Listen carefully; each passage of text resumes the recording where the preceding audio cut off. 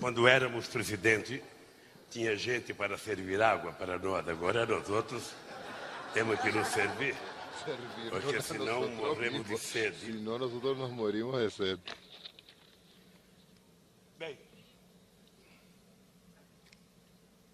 eu quero primeiro pedir En desculpas a principio me vocês gustaría pedirles disculpas por não falar por espanhol. no hablar español. E vocês me peçam desculpas Y se não ustedes me entenderem piden português. disculpas si no entienden el portugués. Vamos fazer uma Vamos a reciprocidade. hacer una reciprocidad. Vou tentar Voy a hablar intentar despacio. hablar Antônio, despacio para ver se você para ver entende. si tú, Antonio, portugués. entiendes mi portugués. Eu quero primeiro Me gustaría en principio cumprimentar o saludar al Pablo compañero Gentili, Pablo Gentili, secretario ejecutivo del Consejo Latinoamericano de Ciencias Sociales, CLACSCO.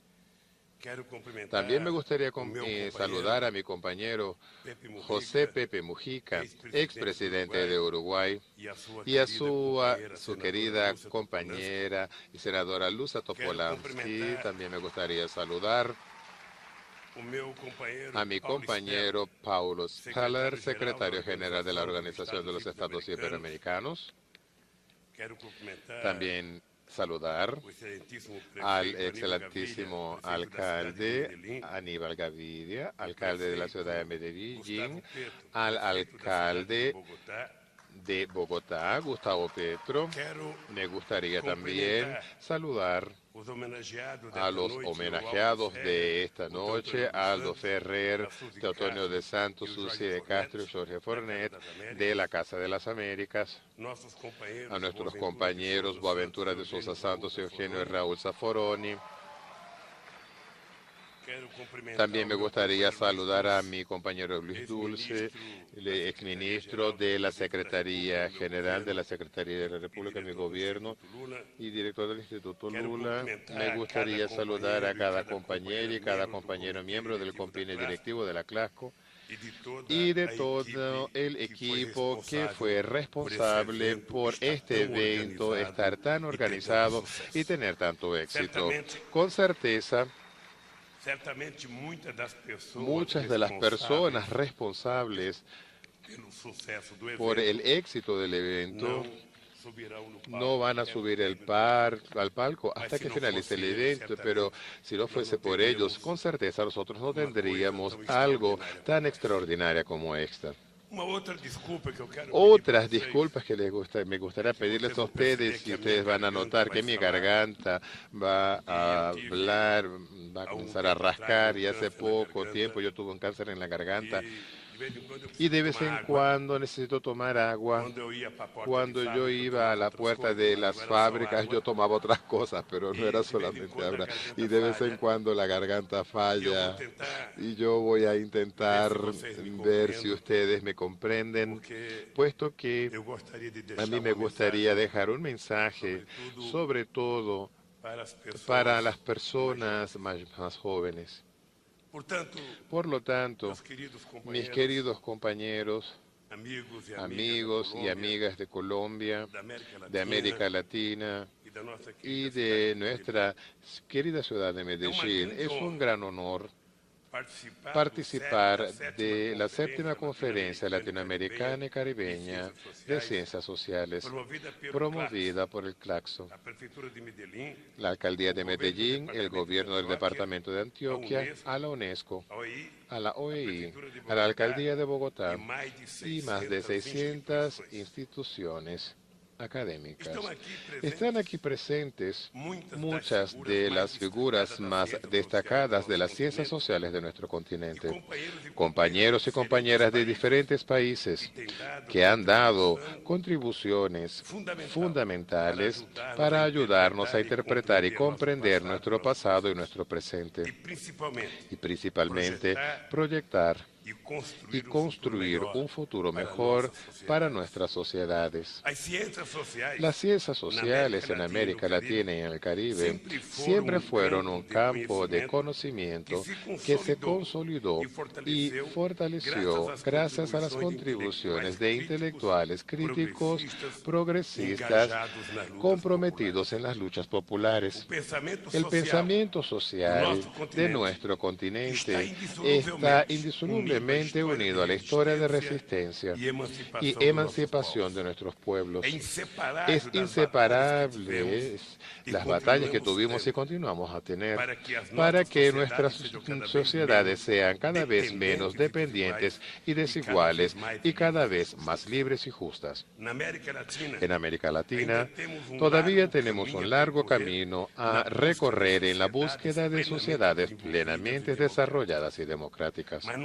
Pero no hay duda de que en la mayoría de los países de la región, el último decenio fue de importantes logros étnicos, culturales, sociales, económicos, políticas y también de grandes avances educacionales, científicos y tecnológicos. Es innegable que casi todos nuestros países dieron un verdadero salto histórico y que para ello el aporte de las ciencias sociales fue extremadamente relevante. En mi país, los avances democráticos y populares de las últimas décadas mucho le deben a los subsidios teóricos, a la reflexión crítica y admirable militancia de tres grandes intelectuales que son referencias de las ciencias sociales contemporáneas. Nuestro querido Florestan Fernández,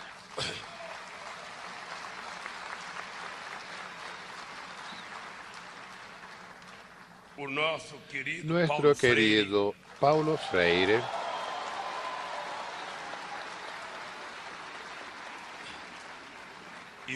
y nuestro querido Darcy Ribeiro.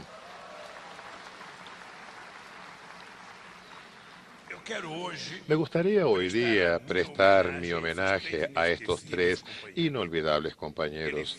Ellos fueron representantes de un modelo de intelectual que participa activamente de la vida pública y por ello es necesario rescatar y difundir su ejemplo.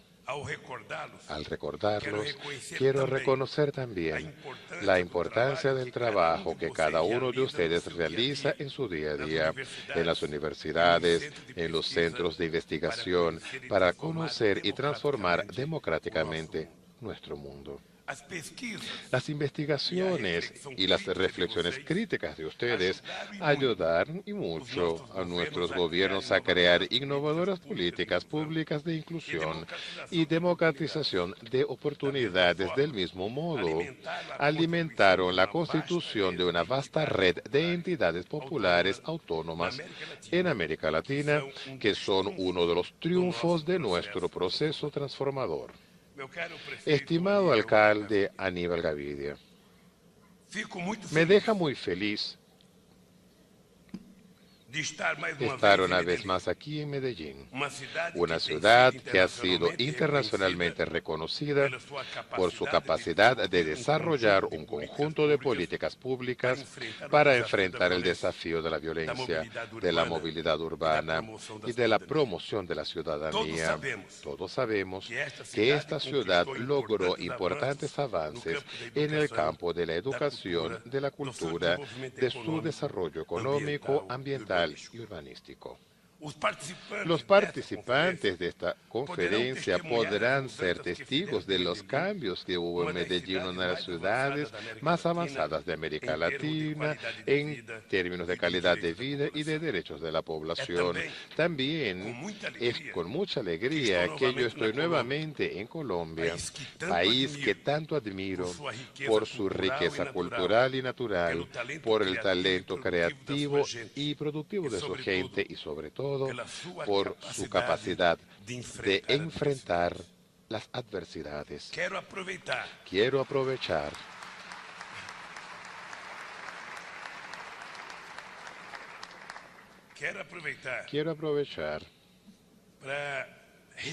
para reafirmar mi integral apoyo al proceso de paz que vive Colombia.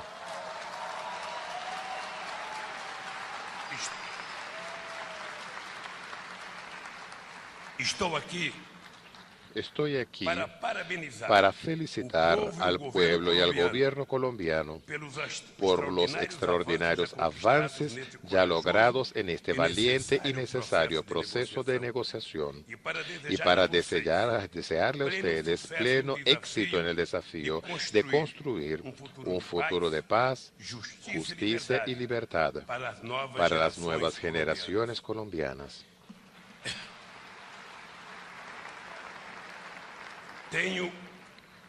Yo tengo total certeza que mi sentimiento es compartido por cada uno de los millares de participantes de esta conferencia extraordinaria de la Claxo. Falta muy poco para consagrar definitivamente los acuerdos de paz, gracias a los historiales compromisos asumidos en Habana y a la determinación de la sociedad colombiana.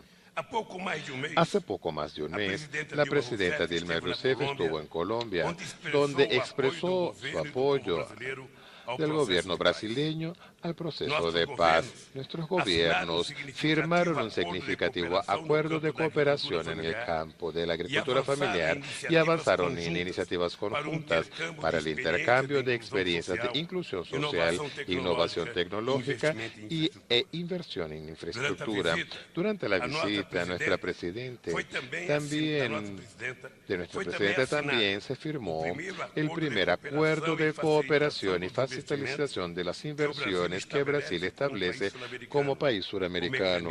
El mecanismo permitirá ampliar y consolidar nuestras relaciones bilaterales. Los últimos 10 años, el comercio entre Brasil y Colombia pasó de apenas $1 millardo a 4 millardos 100 millones de dólares, pero todavía podemos aumentar mucho en nuestro intercambio, no solamente en la esfera comercial y en las relaciones productivas, pero también en las áreas de educación superior, de la cultura, de la investigación científica y de la promoción de la igualdad racial. Esta conferencia constituye una oportunidad excepcional para que se intensifiquen las relaciones académicas entre Colombia, Brasil y todos los países del continente. Queridos amigos y queridas amigas, es un privilegio para mí haber sido invitado a abrir una conferencia académica de esta magnitud. Yo que nací en una familia campesina muy pobre del noreste brasileño, que apenas logré concluir la escuela fundamental antes de me recibir como tornero mecánico y que no tuve acceso a la universidad. En mi país, como en tantos otros,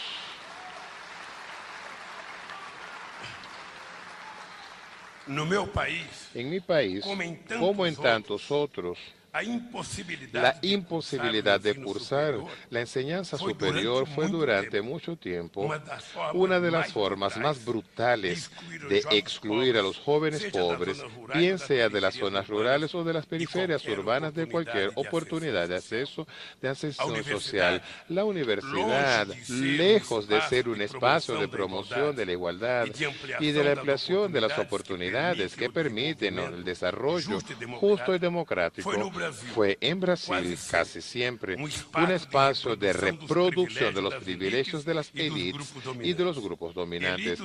Élites y grupos dominantes que se formaban en el exterior, se graduaban en el exterior utilizando el conocimiento y la cultura como poderosas herramientas de perpetuación del colonialismo interno e externo.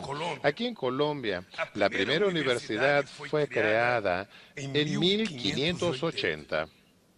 En Perú, la Universidad de San Marcos fue creada en 1551. En En 1918, Argentina ya hacía su primera gran reforma universitaria. Mientras tanto, nosotros en Brasil todavía ni siquiera teníamos universidad. La primera universidad brasileña apenas vendría a ser creada, por absurdo que parezca, en 1922. Hace menos de un siglo, lo cual demuestra muchas veces el atraso al cual nosotros brasileños estamos sometidos si lo comparamos a otros países más pobres, sobre todo en la enseñanza fundamental, puesto que la élite brasileña nunca le gustó que el pueblo tuviese acceso al conocimiento. Era un privilegio de pocos.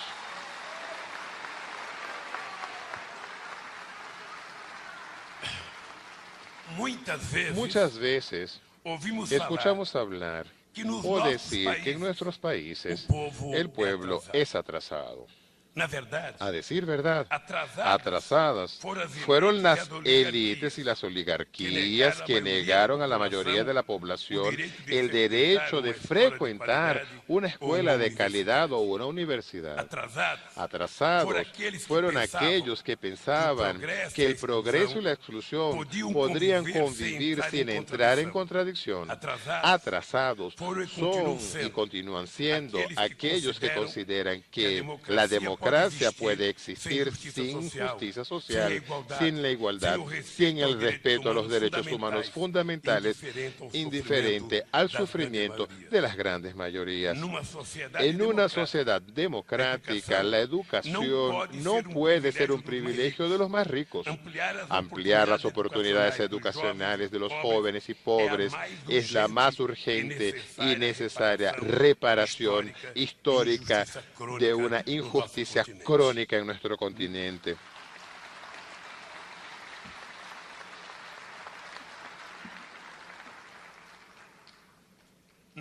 En Brasil, la expansión y la democratización del sistema educativo y particularmente de la enseñanza superior fue uno de los mayores compromisos que asumimos yo y la presidencia Dilma en nuestros gobiernos. Enseñanza de calidad para todos, en todos los niveles, garantizando el derecho humano al aprendizaje y luchando contra todo monopolio del conocimiento, que no es nada más sino el monopolio del poder. Por ello, triplicamos nuestro presupuesto del Ministerio de Educación, elevándolos a los niveles más altos de nuestra historia. Y aquí el compañero Pepe Mujica ya me escuchó hablar sobre esto unas 500 veces, pero lo voy a decir una vez más. Yo tengo mucho orgullo, pero mucho orgullo. No de no haber tenido un diploma universitario, pero de no teniendo un diploma universitario, soy el presidente que más hice universidades en la historia de mi país.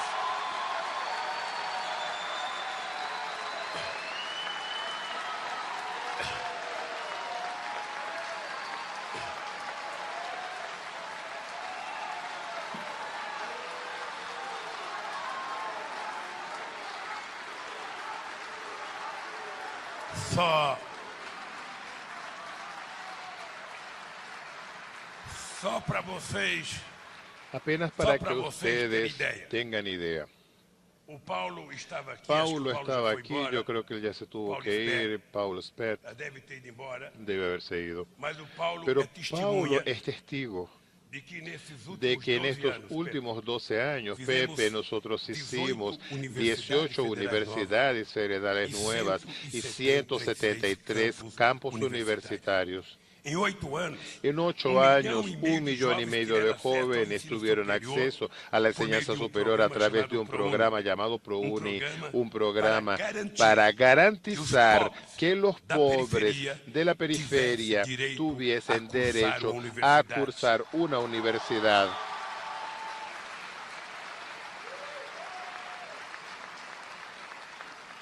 E tivemos a Y coragem también tuvimos el coraje de asumir o financiamento el financiamiento de de escuelas de educación para jóvenes que quisiesen entrar en una universidad, porque en Brasil cualquier gran empresario podría tomar financiamiento, pero cuando un estudiante quería tomar un financiamiento, él no tenía o alguien que lo apoyase para financiar su curso, y nosotros le pasamos a decir que invertir en educación no era un gasto, es una inversión, y el mejor en la inversión es en los jóvenes para que se gradúen en una universidad, puesto que nosotros no queremos toda la vida continuar a ser exportadores de commodities, queremos ser exportadores de inteligencia, de conocimientos.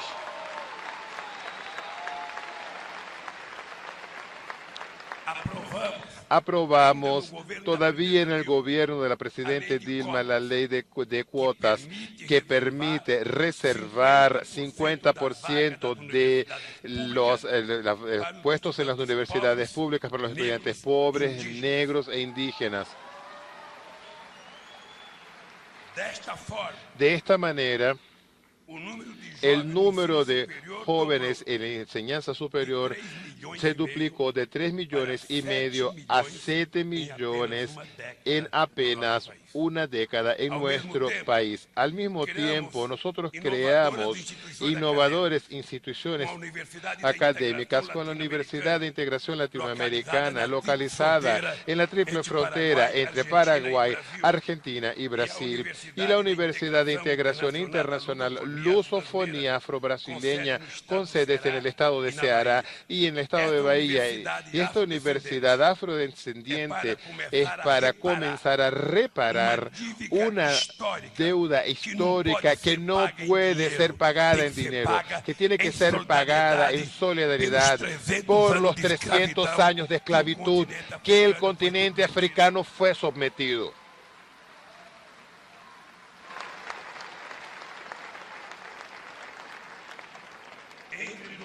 Entre el 2007, Paulo votó, bueno, ya hablamos de ti, Paulito. En el 2007 y el 2010 fueron invertidos más de 20 millardos de dólares en el sector de ciencia y tecnología, esfuerzo que fue mantenido en el gobierno de la presidenta Dilma. Aprobamos una ley de innovación que generó nuevas formas de cooperación entre las universidades, el sistema productivo y el sector público.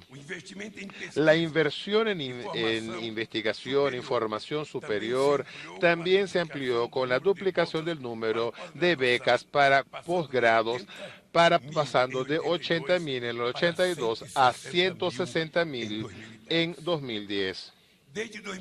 Desde el 2003 creamos 422 escuelas técnicas profesionalizantes, lo que es casi 4 veces lo que había sido construido en un siglo en mi país. Y la presidenta Dilma todavía creó un programa de formación profesional en alianza con las organizaciones empresariales que ya calificó 8 millones de jóvenes. Hicimos este esfuerzo porque pensamos, acreditamos y creemos que es el deber del Estado promover la educación de calidad para todos, absolutamente todos. Yo tengo certeza de que esta conferencia va a ayudar mucho a pensar nuevas y mejores formas de defender el derecho de la educación, pero también nos va a ayudar a pensar políticas innovadoras en el campo de la seguridad pública, de la protección y defensa del medio ambiente y de los medios públicos naturales, en la gestión de las ciudades, en la lucha contra el racismo, la violencia de género y contra todas las formas de discriminación, en la comprensión de la complejidad de los procesos de movilidad humana marcados hoy día por la expulsión de millares de ciudadanos de sus países a causa de las guerras, de la violencia, de las crisis económicas y de la falta de oportunidades. Esta conferencia nos podrá ayudar a pensar más y mejores políticas de promoción de la igualdad y de la disminución de la pobreza y la exclusión, a construir nuevas políticas de desarrollo económico que combinen el crecimiento con equidad, nuevas formas de promoción de la ciencia y de la tecnología, nuevas ideas de democratizar el acceso a la información y al mismo tiempo a los medios de comunicación en América Latina y sobre todo pensar en el medio ambiente. Queridos compañeros y compañeras, me dirijo especialmente a los compañeros de América Latina y del Caribe para una reflexión sobre las grandes transformaciones que vienen ocurriendo en nuestro país. Yo, en este momento, me gustaría tener una conversación sin necesidad de leer, sobre todo con la juventud que se encuentra presente acá.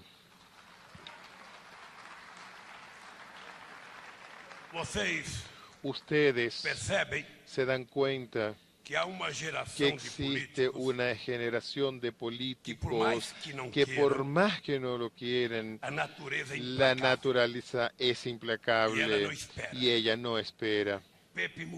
Pepe Mujica ya tiene 80 años, yo ya tengo 70 y otros ya están con 90 y ustedes están con 20 o 25. Por lo tanto, mi pensamiento y el de Pepe no puede ser más un pensamiento de largo plazo. Vamos a decir que es de corto y medio plazo. Pero ustedes necesitan pensar a largo plazo. Y a mí me gustaría decirles, hablarles sobre mi experiencia como presidente de la República de mi país. Mi convivencia con los presidentes que gobernaron sus países en el mismo periodo en el cual yo fui presidente y la construcción posiblemente del mejor momento que la izquierda y los sectores progresistas ya tuvieron en América Latina.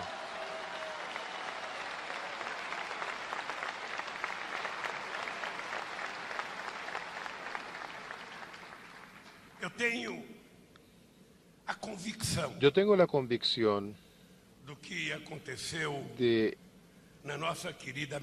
lo que ocurrió en nuestra querida América Latina en nuestros últimos 12 años.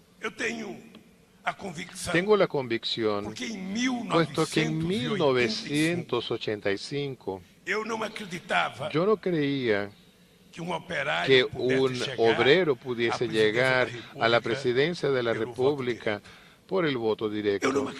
Yo no creía. Yo pensaba que eso era humanamente imposible. La élite brasileña permitir que un tornero mecánico pudiese llegar a la presidencia de la República. Pero jamás creí que un expresidiario, un expreso político pudiese ser presidente de Uruguay.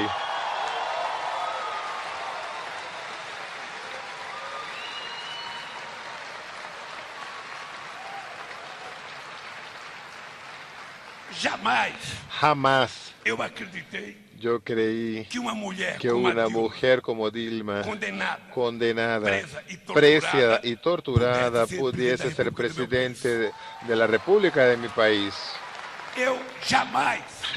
A mí jamás se me habría ocurrido pensar que un indio con cara de indio, con forma de indio, con el color de un indio, con el cabello de un indio, y es indio de verdad, pudiese ser presidente de Bolivia.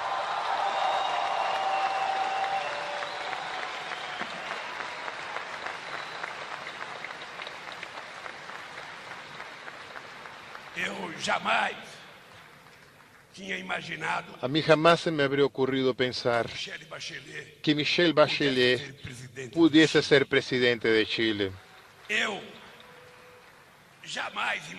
A mí jamás se me ocurrió imaginar que el presidente Chávez pudiese haber llegado a la presidencia de Venezuela.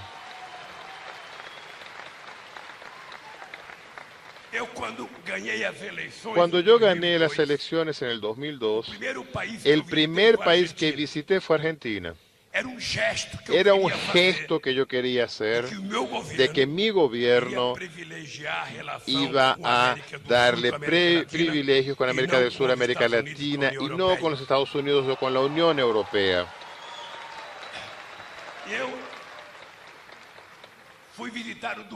Y yo fui a visitar a Dualde, quien era en ese momento el presidente, y le pregunté a Dualde, ¿quién tú piensas que va a ser el presidente en Argentina? Él dijo, y Menem era candidato otra vez. Tenía un corredor de automóviles, creo que era Roy, que era candidato a la presidencia de Argentina. Toda gente famosa. Y Eduardo me dijo, mira Lula, nosotros vamos a elegir un ciudadano que Buenos Aires no conoce. Vamos a elegir a un ciudadano llamado Kirchner, que es de allá del final de Argentina. Pasados 2 meses, el Dualde llevó a Kirchner para Brasilia y un hombre que era desconocido de Santa Cruz comenzó a recuperar la autoestima y la ciudadanía del pueblo argentino y luego eligiendo a Cristina en 2 mandatos seguidos. Yo ya tenía, antes de Pepe Mujica, un lazo con Pedro Tavares, quien bien había sido presidente de Uruguay. Después elegimos a otras personas y allí fuimos a Guatemala, El Salvador. Yo que viví en la década de los 80, la revolución de Nicaragua, la de El Salvador, nosotros teníamos dudas si íbamos a llegar hoy, quien está en el poder del Frente Farabundo Martí. ¿Y por qué yo estoy contándoles esto? Les estoy contando esto para que nuestra juventud sepa que cuando uno es joven, uno no tiene tiempo para reclamar. Cuando nosotros somos jóvenes, no tenemos tiempo de enflaquecer. Cuando somos jóvenes, solo tenemos algo por hacer, es perseverar, a creer siempre para construir el mundo que ustedes creen que debe ser construido. Sobre todo,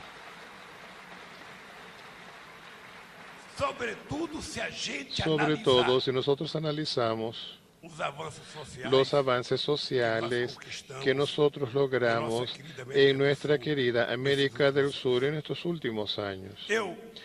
Yo podría hablar por parte de Colombia porque conozco algunos números, porque conozco hablar sobre Brasil, pero yo voy a hablar por América del Sur.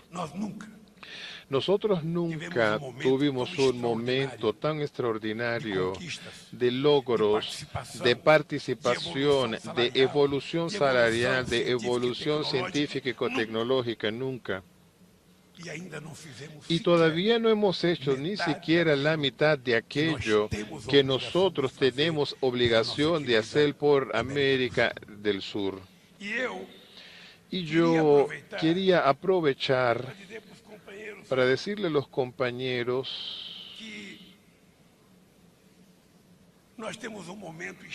que tenemos un momento extraordinario para creer en aquello que nosotros debemos hacer. Cuando yo llegué a la presidencia, yo no conocía a Pepe Mujica.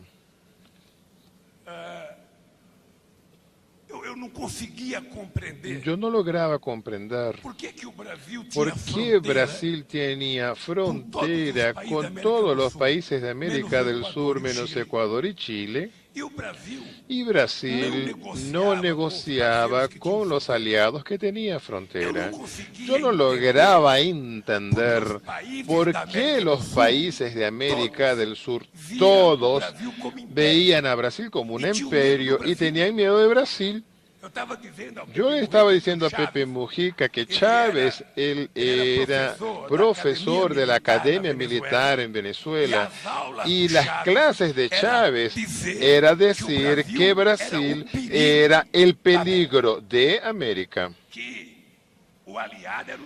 que el aliado eran los Estados Unidos, que el aliado eran los países ricos, que Brasil era el imperio de nuestro continente, y allí entonces las personas pasaron a tener miedo de Brasil, a no querer negociar con Brasil, y Brasil, creyéndose el mayor, el más grande, tampoco les prestaba atención a los pobres que estaban allí, sí que giraba mirando a Europa, a Estados Unidos, y nunca miraba para África. Él quería ver a Alemania. Yo pensé entonces que era posible y necesario cambiar esa historia. Yo pensé que era posible y necesario cambiar esa historia, cambiar desde el punto de vista económico, cambiar desde el punto de vista comercial, cambiar desde el punto de vista social y cambiar desde el punto de vista político. Confiésoles que no fueron desde el punto de vista económico. Nosotros tomamos la primera decisión en la campaña que yo hice en el 2002. La gran discusión en Brasil era sobre la implementación del ALCA. Aquellos que defendían a ALCA, un acuerdo de libre comercio con los Estados Unidos, en detrimento del libre comercio nuestro. Y nosotros hicimos una campaña diciendo que si nosotros ganábamos las elecciones, nosotros íbamos a acabar con ese cuento de ALCA.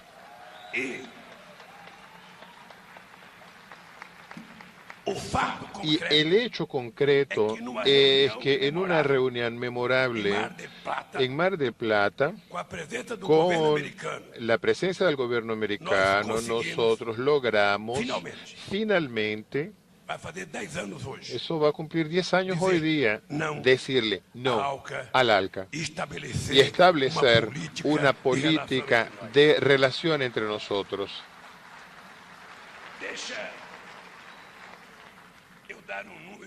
Déjenme darles algunas cifras, que son cifras importantes. Son unas cifras que me parece que merece que ustedes lo sepan. Luego del ALCA, nosotros creamos y fortalecemos a Mercosur. Y no vayan a pensar que eso fue fácil, puesto que cada presidente pensaba que si agradase al presidente norteamericano estaba todo resuelto. Yo recuerdo en el tiempo de Menem y Fernando Enrique Cardoso, ellos disputaban a ver quién era más amigo de Clinton, ellos se disputaban para ver quién era para ir al campo David. Ellos no se daban cuenta que en la política hay un valor inconmensurable. Nadie respeta a quien no se respeta. Si nosotros queremos ser respetados, nosotros tenemos que respetarnos de verdad. Pues bien, nos fortalecemos el Mercosur y el Mercosur dio un resultado extraordinario. Nosotros teníamos 10 millardos de flujo de comercio exterior, pasamos a 58 millardos en el 2002. Luego resolvimos crear la UNASUR. La UNASUR, ella llegó, para que ustedes tengan una idea, de 33 millardos de flujos en la balanza comercial, nosotros pasamos a 135 millardos. Y en América Latina, nosotros salimos de 56 millardos a 188 millardos de dólares de flujo de comercio exterior. Entonces yo les estoy diciendo ello, puesto que Nosotros creamos el Mercosur, fortalecemos, bueno, la decir verdad, fueron Sarney y Alfonsín que nos crearon el Mercosur, pero el neoliberalismo de Mercosur quería acabar con Mercosur. Y nosotros fortalecimos a Mercosur. Luego creamos la UNASUR. No vayan a pensar que eso fue fácil. No piensen, puesto que muchas veces en América del Sur hablamos de integración de la lengua para afuera, pero nuestra burocracia, ella crea tantos problemas que un acuerdo hecho entre el presidente Lula y el presidente Mujica termina en nuestro mandato y la burocracia no implementa ese acuerdo. No es una cosa fácil. Nosotros pasamos unos 2 años para importar una botella de agua de Uruguay, puesto que nuestra burocracia exigía cada día un nuevo ítem porque nosotros no podíamos importar agua de Uruguay. Y yo quería tocar en ese asunto, puesto que nosotros tenemos una crisis económica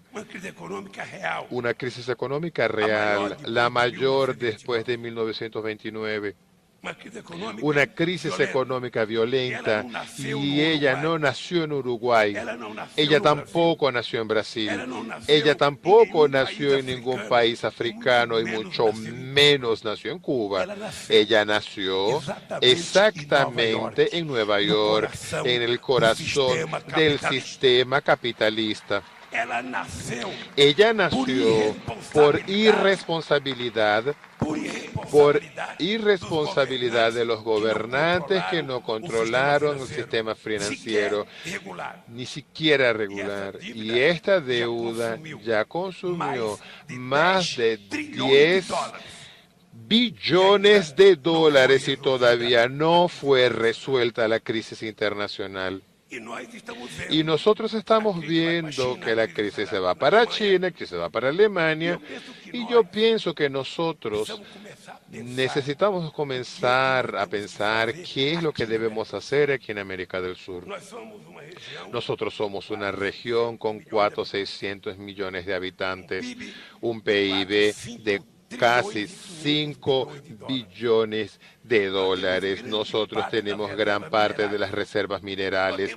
Nosotros tenemos un potencial energético extraordinario. Tenemos un pueblo con voluntad de crecer en la vida y de ascender. Entonces yo pienso que nuestros gobernantes y la juventud tienen mucha responsabilidad de ello para cobrarles a nuestros gobernantes en lugar de estar llorando lo que el norte no nos está ofreciendo. Vamos a comenzar a discutir ¿qué es lo que nosotros podemos ofrecer a nosotros mismos? Vamos a desarrollar la intelectualidad y envolver la intelectualidad de cada país, a desenvolver a los políticos, a los empresarios, a los científicos, de los trabajadores, para que nosotros digamos, es correcto Brasil y Colombia apenas tener un flujo comercial de 4 millardos de dólares. Eso es correcto. Que un país como Colombia de 40 y pocos millones de habitantes y Brasil de 204 millones de habitantes apenas tiene 4 millardos de dólares de comercio exterior. ¿Qué fue lo que nosotros hicimos de equivocado? Pues, ¿por qué nosotros podíamos haber tenido 10 millardos, 15 millardos? Nosotros ya hemos llegado con Argentina a 40 millardos. De hecho, nosotros fuimos para atrás porque estamos creando dificultades para nosotros mismos. ¿Cuándo es que nosotros vamos a decidir entre nosotros el tamaño que nosotros queremos ser? ¿Cuándo es que nosotros vamos a decidir concretamente la creación de instituciones multilaterales entre nosotros que nos ayuden a decidir? Y para decidir ello nosotros tendremos que cambiar las instituciones multilaterales de los sistemas Bretton Woods que ya no funcionan más.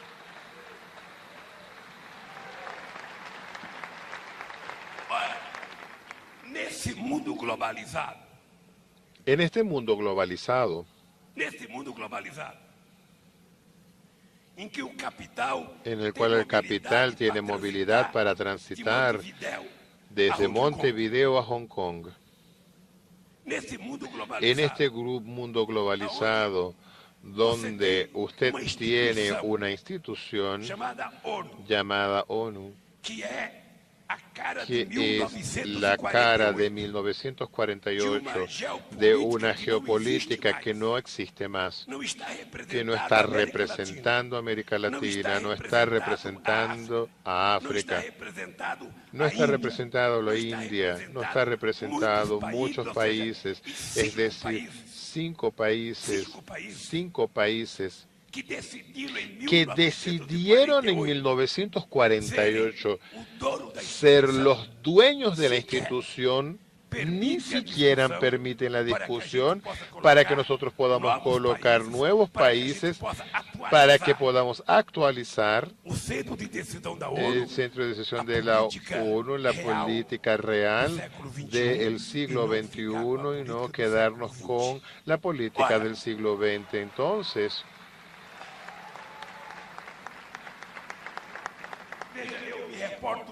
yo me reporto mucho con la guerra de Irak, me recuerdo mucho con ella, puesto que fue la gran mentira contado en el inicio de este siglo. No me voy a olvidar nunca, Pepe, que el día 10 de diciembre yo estaba en Nueva York en el 2002 conversando con Bush. Y Bush hablaba sobre la guerra de Irak y decía que era necesario destruir el terrorismo porque había ocurrido el accidente de las torres y teníamos que acabar con el enemigo que era Irak. Y habló conmigo casi una hora para convencerme de que había que acabar con Irak. Y yo le dije, presidente, déjeme contarle algo. Mi país está a 14.000 kilómetros de Irak. No conozco a Saddam Hussein. Él nunca me hizo nada. Entonces mi guerra no es contra él, es contra la miseria en mi país que tiene 50 millones de personas pasando hambre.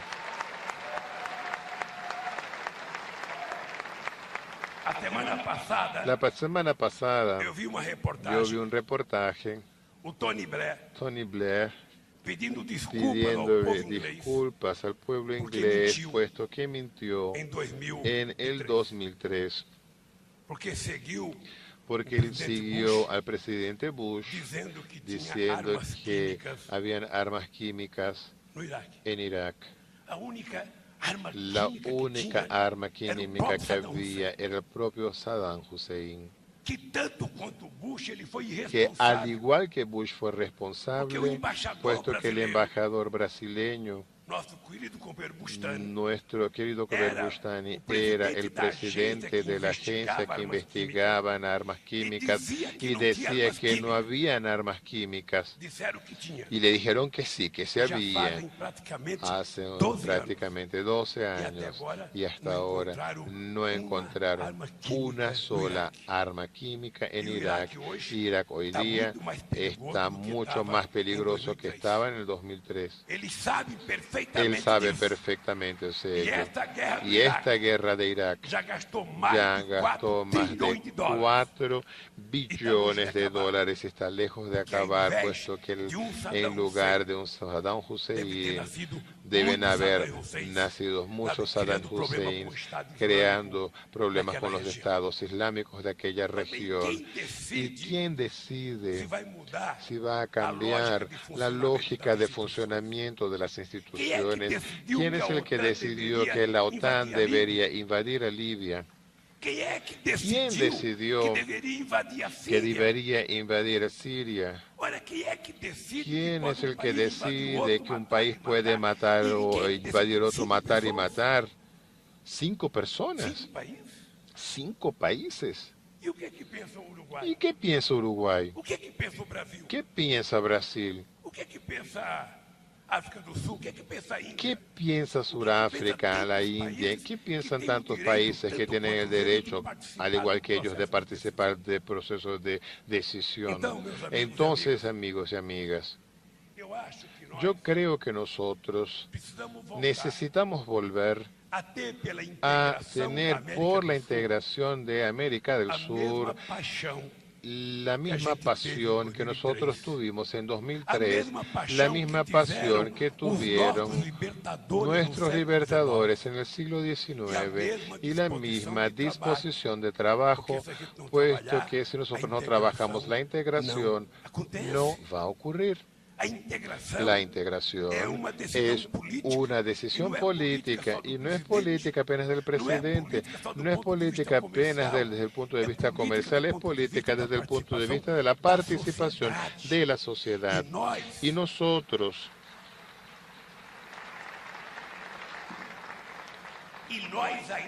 todavía desconfiamos mucho de nosotros mismos. Es indescriptible cómo nosotros desconfiamos de nosotros mismos. Yo siempre cito un ejemplo de Francia y Alemania. ¿Quién iba a imaginar que luego de la Segunda Guerra Mundial Alemania y Francia fuesen a construir la Unión Europea? Y la construyeron. Y la construyeron. Y vean qué gracioso, Pepe, la crisis económica del 2008, ella le dio a Alemania una primavera que Alemania no tuvo en dos guerras mundiales. Alemania hoy día es la gran líder europea sin necesidad de darle un tiro apenas por una crisis económica y el control del Banco Central Europeo. Entonces, ¿cómo es posible un conjunto de países estar en subordinadas apenas a un país? Entonces, mis queridos compañeros, jóvenes, niños y niñas, me gustaría dejarles un desafío. En principio, a no creer en esta tontería que la prensa de nuestro continente, los medios de comunicación social de nuestro continente, es la gran oposición en casi todos nuestros países, que es nuestra gran oposición. Me gustaría que ustedes pasasen a tener la comprensión de que nosotros necesitamos no aceptar la negación de la política. Cuando se niega la política, lo que viene después es peor. Es apenas tomar la historia de la humanidad. Nosotros podemos tomar el ejemplo más reciente, la famosa primavera. Todos nosotros aplaudimos. Millones de seres humanos, jóvenes, niños y niñas, en las plazas, allá en el Cairo, para tumbar a Mubarak. Y yo, sinceramente, a mí no me gustaba la forma de Mubarak. Entonces, él era un dictador, de hecho. Era necesario tumbarlo. Y después de que tumbaron a Mubarak, ellos eligieron a otro ciudadano también egipcio, Morsi. Yo no sé si él estaba correcto o errado, pero el dato concreto es que le dieron un golpe y lo tumbaron. ¿Y quién quedó en el poder? ¿Qué quedó en el poder? Los militares. ¿Y a dónde se fue la democracia? Se desapareció. Entonces, me gustaría pedirles, no existe salida fuera de la política. Yo no sé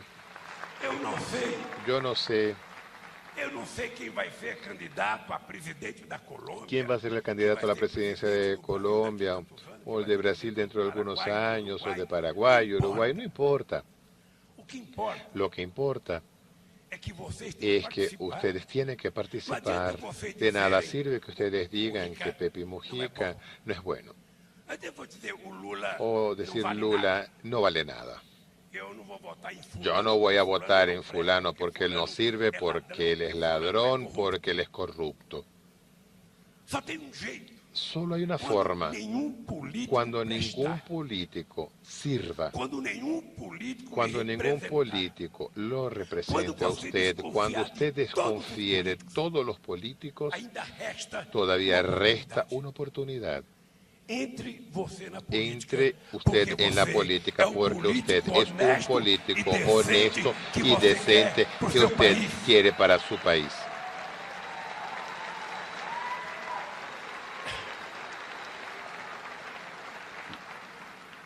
A desgraça La desgracia de quem não gosta da política de el que no le gusta la política é que é governado por quem gosta. es que va a ser gobernado por quien le gusta. E se quem gosta for Y si sempre a quien le minoria, gusta fuese siempre la minoría, siempre usted ser mal va a gobernado. ser siempre un mal gobernado. Entonces, queridos compañeros y compañeras, eu queria me terminar gustaría terminar o meu discurso mi discurso acá, dizendo para vocês com diciéndoles muito a carinho, ustedes con mucho cariño, olha o que está acontecendo na vean lo que América está Latina. ocurriendo en América Latina, Olha o que está vean acontecendo lo na que está América do ocurriendo Sul. en América del Sur. E vocês estão Y sentindo ustedes están sintiendo certo cheiro un de cierto retrocesso. olor de retroceso. Vocês estão sentindo. Están sintiendo, Sabe, hoje hoy día, a gente sente que tem muita gente nosotros sentimos que mucha no gente acepta que no la acepta política de la ascensión política de de la las ascensión más de las pobres personas en más nuestro continente. pobres en nuestro continente. Vocês estão percebendo que incomoda a muita gente. Ustedes se dan cuenta que eso incomoda a Filha muchas personas. de empregada doméstica, Hija de médica, empleada filho de doméstica, enfermeiro virar convertirse engenheiro, en médica, hijo de constructor, convertirse en ingeniero en América del Sur, de obreros. Y ustedes se están dando cuenta que la ascensión social de una parte de la sociedad está incomodando en Argentina, en Chile, en Uruguay, en todos los E países. certamente aqui na Y Colômbia con certeza aquí en também Colombia incomoda. también va a incomodar, va a molestar, porque hay una parte de la élite que no acepta la ascensión del pueblo, no acepta que nosotros frecuentemos la misma plaza que ellos frecuentan, o el mismo teatro, o el mismo restaurante. Allá en Brasil, Lá no Brasil, Mujica, Mujica, cuando el aeropuerto está lleno, quando chega no aeroporto, cuando llego al aeropuerto, del aeropuerto hay mucha gente que dice, ay, el aeropuerto se convirtió en una estación de autobuses, solo hay pobres. En vez de sentir orgullo, eu queria entonces me gustaría decirles, jóvenes, da minha querida de mi Colômbia, querida Colombia, de mi querida Medellín y Bogotá, y de todo Brasil, y de América del Sur, de América Latina y del mundo que están acá, vean, nós nosotros já fazemos parte do ya século formamos passado. parte de los políticos del siglo pasado. Vocês precisam fazer Ustedes parte, necesitan formar parte de los políticos del siglo XXI. pelo amor de Deus. Por el amor de Dios, Tenham a coragem, tengan el coraje de ser mejor que tenham a nosotros. coragem de fazer Tengan la mais valentía que de nós. hacer más de lo que nosotros hicimos.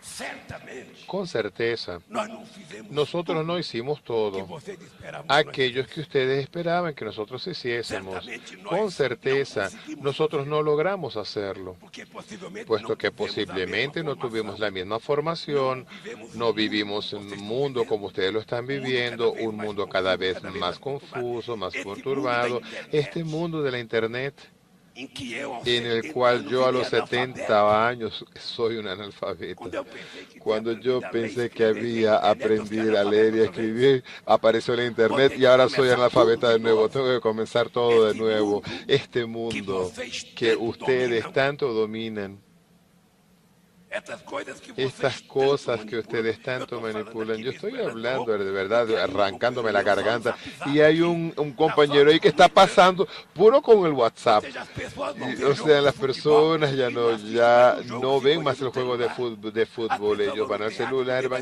ellos ellos no están en el teatro viendo al artista, están pegados al celular. Yo espero que no vayan a otro lugar y que se queden con el celular. Entonces ustedes que dominan esta extraordinaria tecnología, por el amor de Dios, Pelo amor de Deus. Sabe, asuman os partidos a los partidos políticos, Asuma as entidades asuman a las sociais, entidades sociales, participen participen de la vida de su escuela, de su comunidad. Vamos a volver a aquella pasión que nosotros teníamos en los años 60 e vamos perceber y vamos a darnos cuenta que aqui y na a América notar que América del Sur, acá todavía tenemos mucho por hacer, todo para hacer.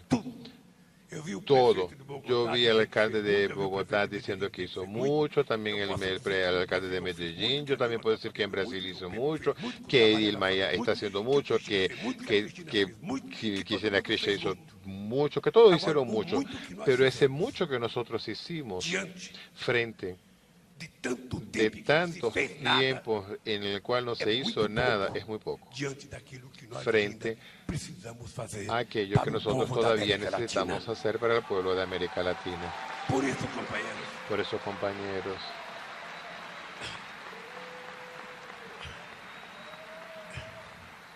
de coração, não desanime. no se desanimen. E eu vou dar o meu exemplo. Yo les voy a dar mi ejemplo. Eu vou dar o meu exemplo. Voy a darles mi Se eu, ejemplo.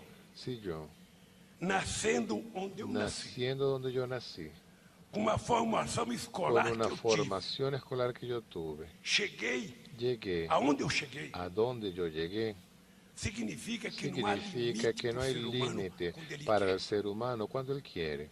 Então, Entonces, tenha orgulho, tengan você que tem orgullo, 18 anos, usted que 19, tiene 20, 18, 25, 30 19, anos, até 20 40, años, pode hasta ter 40, orgulho. tenga orgullo. E pode dizer, Y puede decir, se aquele Pepe si Mujica aquel chegou Pepe lá, Mujica llegó se o Evo allá, Morales si chegou Evo lá, Morales llegó se esse allá, tal de Lula si chegou ese lá, tal de Lula llegó allí, por que que vocês não ¿por podem qué chegar? ustedes no pueden Então llegar? vamos à luta, Entonces que vamos todo a la mundo pode lucha, que chegar. todo el mundo abraço puede llegar. Un e abrazo até a vitória. y hasta la victoria.